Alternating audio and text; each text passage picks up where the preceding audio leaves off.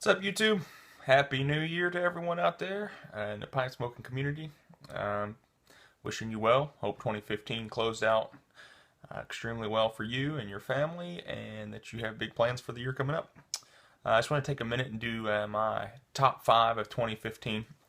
I'm going to do this a little different than I have in the past. In the past, I've done a top 10 list, and it has just been tobaccos in general. So I'm doing only top five this year because I've narrowed this down to tobaccos that I've tried for the first time this year. Um, there are lots of other tobaccos I like, and they would fit in this list in different places, but these are tobaccos that I've smoked for the first time this year. That's why I'm only doing five.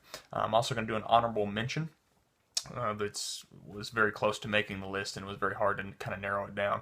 And I'm also going to do two kind of disappointments, which may be shocking to some of you, but again, that's the beauty in the art of pipe smoking, is that we all have a different palate, and what you like may not be what I like, and your palate changes over time. So, all right, honorable mention. Honorable mention this year is going to be Dunhill's My Mixture Baby's Bottom. So it was released this year. I think at first exclusively on smoking pipes. It still may be exclusively on smoking pipes, I'm not sure. But it's meaty. It has barbecue smokiness.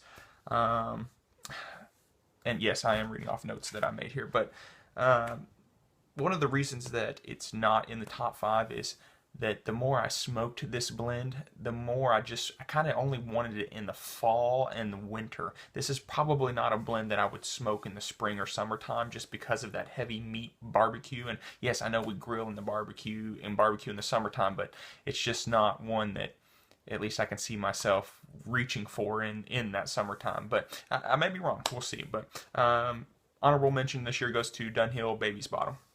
All right. Yes, these are in order from 5 to 1, 1 being the greatest. Okay, so let's start out with number 5. Number 5 this year on my top 5 list is going to be McBaron's Modern Virginia, the Flake cut. They make it in loose cut as well, but I really like the Flake cut. This is not their pure Virginia, the new one. I haven't tinkered with it enough or smoked it. I've only smoked one flake one time, so that I don't think that's giving a fair assessment. But this Modern Virginia, it came out maybe not even this past year, maybe a year before, but I really got into the Flake cut. I've had the loose cut before, but I really started to enjoy the Flake cut this year. Some notes that I had taken on it previously: it was grassy hay, it had fruits in it. It's a light but satisfying smoke. It's just a true quality tobacco. I picked up several tins for the cellar, and I think that they're going to be absolutely fabulous with some age. So, number 5 on my list, McBaron's Modern Virginia Flake Cut. Number 4. Number 4, I believe, is a new bulk for this company. I believe. Maybe I could be wrong. Probably am. But it is going to be Sutliff's Aromatic English. This, I can only find it on smokingpipes.com. But again, it is a bulk, so it's cheaper than most blends. But it's a change of pace for me, is how I described it. It has a great aroma. The aroma has hints of cream in it, which I really, really like. But it's accompanied by that light English taste. So if you're looking for a crossover blend because you're not really sure about either A, moving to aromatics, or moving from aromatics into Englishes, this is a great blend. This is a truly, truly great blend. It's an all-day smoke for me. It'd probably be my 2016 all-day smoke, because typically I determine that the year before and then kind of stick with something. But I'm hoping to enjoy it throughout the 2016 year. So pick some up. It's cheap on your next order, and see what you think about it. Number 3.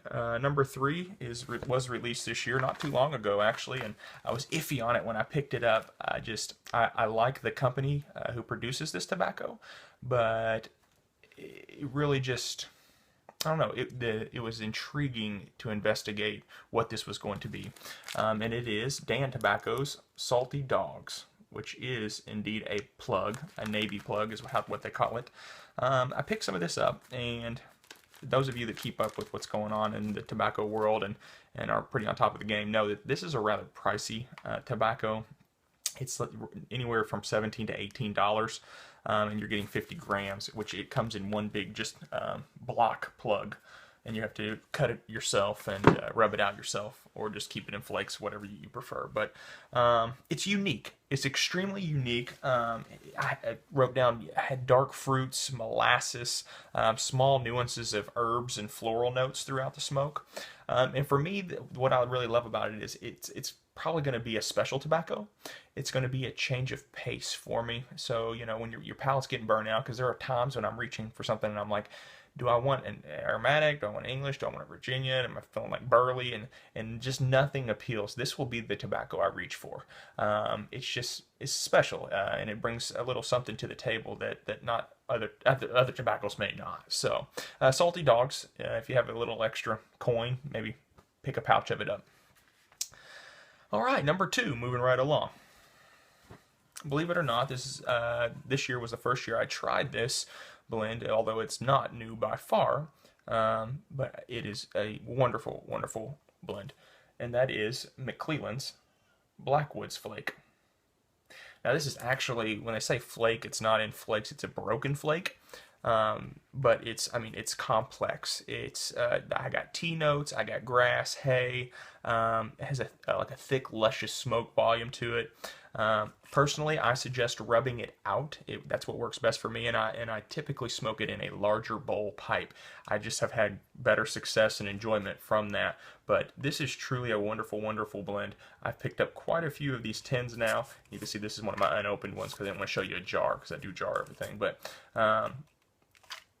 this is, I picked a couple of these tins up, and they're great. They're really, really great. I think with some age, they're going to be just absolutely glorious. So, number 2 on my list, Blackwoods Flake McClelland.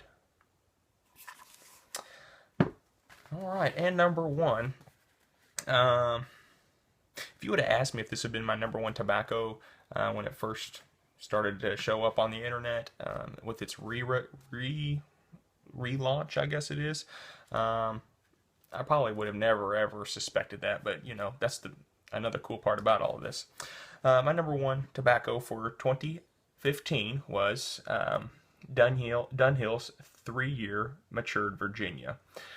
I have not had the original mature Virginia by Dunhill, so I cannot, and this is coming from the background of I don't know what that was like. So for those pipe smokers who have experienced the old, and you know you're against this one because it's nothing like the old, I can't speak to that parameter. But with this right here, it's fabulous. I've probably smoked this more than anything since it's came out, just because it's that enjoyable for me.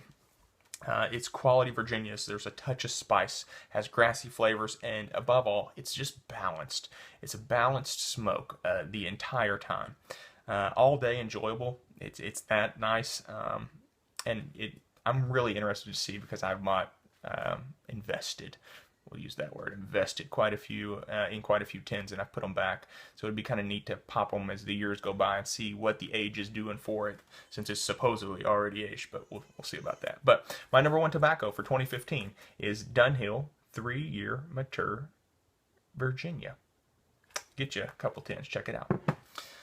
All right, with that being said, I wanted to go over 2 tobaccos that were kind of a letdown to me, and a lot of people like these tobaccos, and they didn't do it for me this year.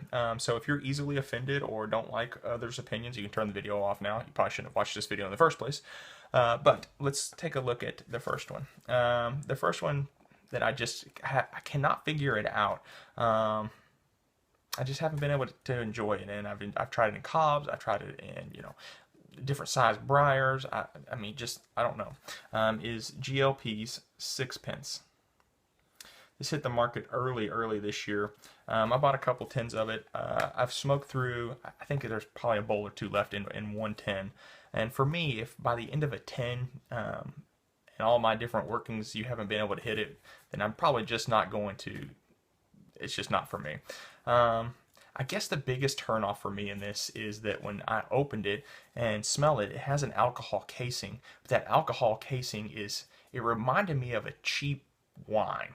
And I do drink wine, and I'm not a wine snob or anything like that. Believe me, I drink my fair share of box wine.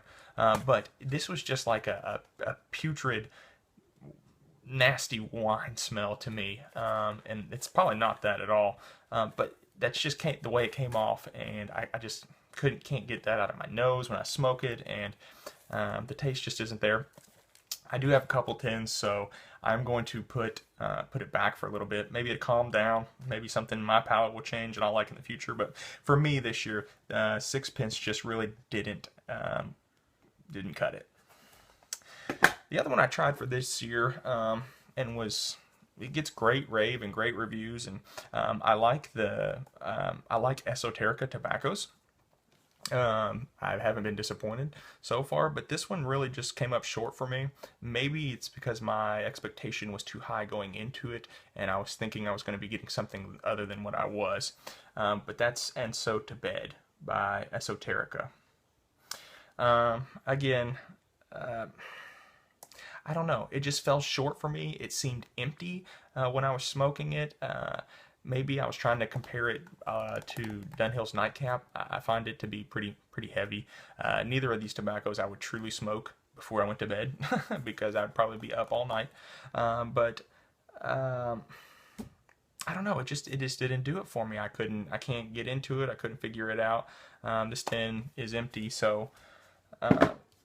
But I just never could get into it. So those are kind of my two disappointments for the year. I expected more from And So to Bed, and I just couldn't get into Sixpence. But to each his own, right? So, all right. I'm enjoying watching everyone else's list. Keep them coming. I hope everyone has a great, wonderful 2016, and many more videos down the road. So until next time, we'll see you later. Cheers.